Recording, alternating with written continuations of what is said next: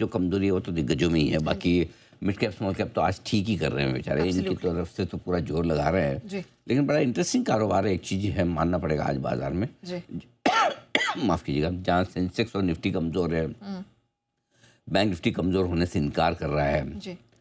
Bank Nifty में भी अगर आप देखेंगे तो आईसीआईसीआई बैंक, एचडीएफसी बैंक जैसे दिग्गज कमज़ोर है, लेकिन सरकारी बैंक ऊपर लेकर जा रहे हैं। Mid cap small cap Nifty और सेंसेक्स को इग्नोर कर रहे हैं। बड़ा इंटरेस्टिंग है, दोनों तरफ की चीज़ें हो रही है, बढ़िया हो रही है, मज़ेदार हो रही हैं। सर आखिरी घंटे के जो बड़े सवाल हैं वो बता दीजिए। पहले बता देता हूँ आपको बड़े सवाल, इतना भारी उतार चढ़ाव की क्या वजह है, क्यों बाजार ऊपर नीचे काफ़ी हो रहे हैं, गिरते हैं ऐसा लगा अब तो गया, रिकवर हो जाते हैं, रिकवर होते ऐसा लगता है अब लगाएगा दौड़ और वापस गिर जाते हैं। सही बात है, समझेंगे इसको। ऊपर में मजबूती क्यों नहीं टिक रही है, सेंसेक्स की वीकली एक्सपायरी की वजह से या कुछ और। बाजार में अब मजबूत सपोर्ट कहाँ है, किन लेवल्स के आसपास बढ़िया सपोर्ट लेकर चल रहा है बाजार, किन लेवल्स को बाजार का होल्ड करना जरूरी है इंट्राडे में और क्लोजिंग बेसिस पे उसके नीचे न जाए तो बेहतर है। रिकवरी आती तो किन लेवल्स पे पोजीशन हल्की करनी है ये भी जानेंगे समझेंगे। किन लेवल्स के नीचे बंद होने पर गिरावट और बढ़ सकती है परसों के लिए, ये भी ध्यान में रखना जरूरी है।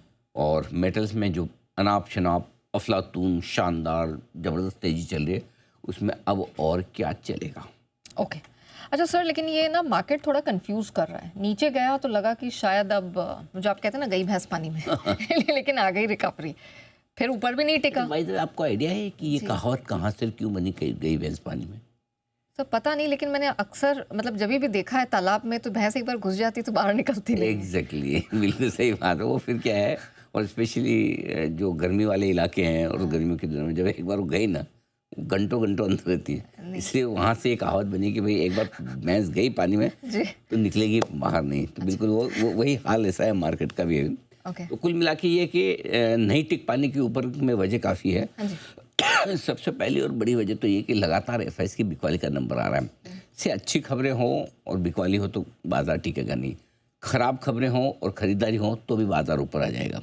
राइट, तो एंड ऑफ डे तो मार्केट में कोई भी खबर हो ना, अल्टीमेटली सौदा तो खरीदने और बेचने वाले के बीच में है। अगर बेचने वाला भारी पड़ रहा है तो फिर पड़ ही रहा है, क्या करोगे आप। यही होता हुआ दिख रहा है नेहा। और एफआईएस की लगातार बिकवाली ये बाजारों पर प्रेशर डाल रही है। कल 7वें दिन लगातार बेचा था एफआईएस ने, कैश में भी और नेट भी। आज भी कोई बड़ी बात नहीं, 8वें दिन फिर वैसा ही फिगर आता दिखेगा। और सबसे बड़ी बात, जो शेयर घट रहे हैं आज वो तो एफआईएस के पास ही हैं। कोई ICICI bank, HDFC bank, TCS, HUL, ये 4 आज के बदमाश शेयर हैं जो जिनकी वजह से लाओ देखो चारों एक एक करके लाइए। देखो आईसीआईसीआई बैंक कल अच्छा बढ़ा था, आज नीचे आ गया, ठीक है। एचडीएफसी लाओ आज 928 पे आ गया। देखो ये देखो फाइनली आज मैं बोला ना ये बहुत क्रूशियल लेवल पे ये बड़ा मामला गड़बड़ कर सकता है ये। तीसरा आपका टीसीएस और एचयूएल, 4 दिग्गज ऐसे हैं निफ्टी के जो प्रेशर बनाने का काम करते, 2-2.5% टीसीएस ऐसा, एचयूएल देख लीजिए आप 2-2%। अब 4 अगर इतने बड़े स्टॉक आपके निफ्टी के 5-6 टॉप मार्केट वेटेज वाले में से ऐसे गिरेंगे, खाली अच्छी बात है कि रिलायंस आज गिर नहीं रहा, बस वो 2 दिन से जो घट चुका था इस वजह से। एनीवे, तो ये है आपके लिए एफआईएस की बिकवाली का प्रेशर, लगता आज भी रहेगा। दूसरा, ईरान पर हमले का डर लगातार बना हुआ है, इसमें कोई डाउट नहीं है। मतलब किसी को पूछोगे, हाँ ये ज़रूर है नेहा एक चीज़ की अब सबको पता है ईरान पे हमला होने वाला है। तो ऐसा नहीं कि अचानक से आप सुबह उठो और एकदम, ये तो अच्छा हुआ वो वेनेजुला वाला जो कांड हुआ वो सैटरडे को हुआ था। सैटरडे संडे तक मार्केट को समझने का मौका मिल गया, मंडे सुबह खुले तो समझ में आ गया कुछ नहीं हो रहा, जो होना था हो गया। लेकिन अब ईरान पे आपको पता है, लेकिन अचानक से आप मॉर्निंग में उठे और पता चला कि ईरान पे कुछ हो गया, ये हो गया, वो डर तो रहता ही है। सो आई थिंक वो एक बड़ा डर है। इस वजह से आप बेचे ना बेचे कि नॉन इवेंट है चलो, लेकिन खुल के खरीद भी तो नहीं पाते यार। यही वजह कच्चा तेल भी आपको $65 के ऊपर दिखा रहा। कभी भी ईरान का संकट है या नहीं है, ये आपको ट्रम्प से, ईरान से मेरे बोलने से कम समझ में आएगा, कच्चे तेल से ज़्यादा समझ में आएगा। अगर कच्चा तेल आपका ऊपर बना हुआ है इसका मतलब संकट टला नहीं है। और $65 के ऊपर है भी, अभी 65 के आसपास है। आईटी कंपनियों में आज बिकवाली हो गई तेज, रिजल्ट्स के बाद। एचसीएल टेक, टीसीएस के नंबर के बाद देखो आज टीसीएस 2-2.5% गिर रहा है। अब इन्फोसिस के नंबर है शाम को, परसों सुबह उससे भिड़ना अपने को कि इन्फोसिस पता नहीं क्या करेगा, क्योंकि अभी तक तो एक भी ऐसा स्टॉक नंबर्स के बाद भागते हुए दिखा नहीं। आज यूनियन बैंक को छोड़ दो, एक्सेप्शन है। बाकी थोड़ा बहुत आईसीआईसीआई प्रू कल चला था, वो भी आज वापस ढीला हो गया। तो ये सारी चीज़ें, अच्छा रुपए में सुस्ती है ही, कमजोरी की तरफ ही है, धीमे धीमे सरक ही रहा है वापस नीचे, वहाँ से भी सपोर्ट नहीं है।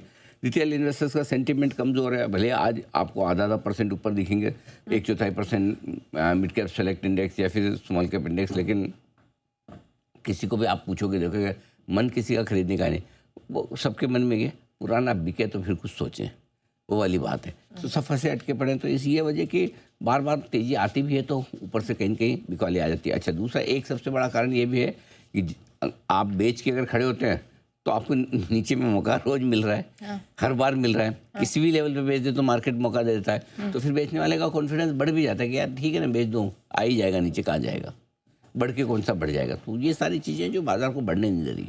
सर, आपने कमजोरी वाले या ऊपर नहीं टिकने वाले फैक्टर्स बता दिया। अब अगर इतना ही कमजोर है तो टूटा भी तो नहीं ना इतना? हाँ, ये बात सही है, टूटा नहीं है। ऐसा देखिए, देखा जाए तो निफ्टी अब 85 पॉइंट नीचे है, सेंसेक्स 300 पॉइंट नीचे, तो खाली बिकवाली है वो 3-4 दिग्गजों में जो हमने बताई, वहीं तक सीमित है। ब्रॉडर मार्केट में उतना बुरा हाल नहीं है। उसकी वजह ये है कि निचले स्तरों पर डीआईज की खरीदारी का सपोर्ट है, थोड़ा बहुत लोकल फंड्स का खरीदारी का सपोर्ट दे रहे हैं आपको, पहली चीज़ वो है। दूसरी चीज़ ये है कि एफआईज की बिकवाली थोड़ी सी धीमी पड़ी है। कल का देखिए, आपने देखा आंकड़ा 1500 करोड़ का ही बिकवाली का आया, तो ज़्यादा नहीं बेच रही है, दूसरा है, ठीक है। तीसरा, सरकारी बैंकों के नतीजे अच्छा है, बैंक ऑफ महाराष्ट्र के नंबर ठीक थे, फिर आज यूनियन बैंक के नंबर अच्छा है, वो मजबूत है। स्मॉल और मिड कैप शेयर में आज थोड़ी खरीदारी से सेंटीमेंट उतना ख़राब नहीं है, उतना कमज़ोर नहीं है। और दूसरा है कि कुछ ना कुछ तो सपोर्ट देने के लिए बाजार में आ रहा है, तो आज जैसे मेटल है, मेटल अच्छी चल रही है, तो वहाँ से सपोर्ट भी है आपको। ये सारे रीजन है कि बाजार तेज़ी से टूट नहीं रहे। ओके सर, फिर अब डायरेक्शनलेस मार्केट में जहाँ ना नीचे की क्लैरिटी ना ऊपर की क्लैरिटी है, लेवल कहाँ मिलेगा? रेंज को ट्रेड करो, सिंपल, और रेंज बहुत क्रिस्टल क्लियर। 25,475, 25,625 सपोर्ट जो है निफ्टी में, ये आपके लिए मजबूत सपोर्ट का काम करेगा। इस रेंज में आते ही खरीदारी आएगी। बड़ी रेंज है 150 पॉइंट की, लेकिन है वही देना पड़ेगा। तो पहला 600-625 से सपोर्ट, ऊपर में 475-525 है, ये 125-150 पॉइंट की रेंज मजबूत सपोर्ट है। बैंक निफ्टी में 59,150, 59,325 मजबूत सपोर्ट है। 59,325 के आसपास कल भी लो था, आज भी वहीं पर लो है इंट्राडे में, वहाँ से मजबूत सपोर्ट में आप शिफ्ट हो जाते हैं। तीसरी चीज़ जो है आपके लिए अब ऊपर की तरफ 25,725, 25,825 के रेंज में प्रॉफिट बुकिंग आती हुई दिखेगी। इस रेंज में आए थोड़ा हल्का हो जाइए, ठीक है। 800 के आसपास जितना आप हल्का होंगे उतना बेहतर है। बैंक निफ्टी 59,750, 59,900, ये वो रेंज है जहाँ पर आपको प्रॉफिट बुकिंग आती है, यहाँ पर आप कर सकते। कल का हाई भी लगभग 59,750 के आसपास का है, आज का हाई भी वहीं पर है। अब आइए क्लोजिंग लेवल से, अगर 26,000 के नीचे निफ्टी आज बंद होता है, बैंक निफ्टी 59,250 के नीचे बंद होता है, तो थोड़ी कमजोरी बढ़ने के आसार बनेंगे। 25,900 के ऊपर निफ्टी अगर बंद होता है, 59,900 के ऊपर 59,800 के ऊपर बैंक निफ्टी बंद होता है, तो आपके कमजोरी रुकने के संकेत आएंगे। तो क्लोजिंग पे 320 पे देखेंगे। और बाकी सब आज दोनों तरफ ट्रेड का एक बड़ा कारण यह भी कि तेजी की हो या मंदी की पोजीशन, कल छुट्टी होने की वजह से भी लोग बहुत ज़्यादा पोजीशन रखना नहीं चाहते। सेंसेक्स की वीकली एक्सपायरी भी है, उसकी वजह से भी एक्शन दोनों तरफ होता हुआ दिख रहा है। तो ये दो कारण और हैं आपके लिए। अच्छा सर, मैं थोड़ा सा क्यूरियस थी, अभी ब्रॉडर मार्केट्स में तो हालात ठीक हैं, लेकिन क्या ये तेज़ी सस्टेनेबल है? और दूसरी चीज़ ये कि क्या इस तरह के मार्केट में निवेशकों के लिए मौका है?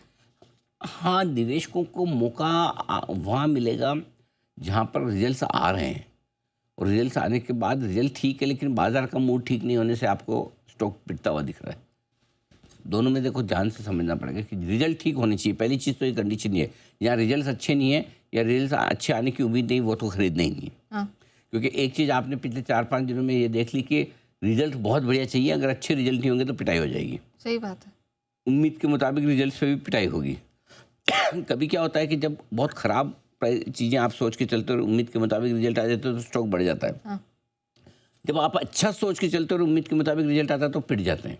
अभी वो वाला हो रहा है हाल, ठीक है। तो रिजल्ट बहुत अच्छी चीज़ है, इसलिए मेरा ये मानना है कि फिलहाल इन्वेस्टर्स जो है, इन्वेस्टर्स के लिए कोई दिक्कत नहीं है, आराम से रहें, शांति से बैठें, कोई उछल कूद करने की जरूरत नहीं। टफ टाइम निकल जाएगा, ऐसा कोई खास बात नहीं है उनको। ऐसा कोई हड़बड़ी में कोई ऐसा कि सारा पोर्टफोलियो खाली कर दूँ कि ईरान पे हमला हो जाएगा तो एकदम से मार्केट को, ऐसा कुछ नहीं। ईरान का हमला भी आपको, हमको, सबको पता है, यही तो नहीं पता कि कितना बड़ा होगा और कब होगा। सही बात है। इसके अलावा तो सब कुछ पता ही है ना, होगा, आपको भी मालूम है, मुझे भी मालूम है। अब कब करेंगे, कितना बड़ा होगा, वही वाली बात है। ना हो तो ना भी हो सकता है 2-4 दिन धमकाने वमकाने के बाद हट जाए।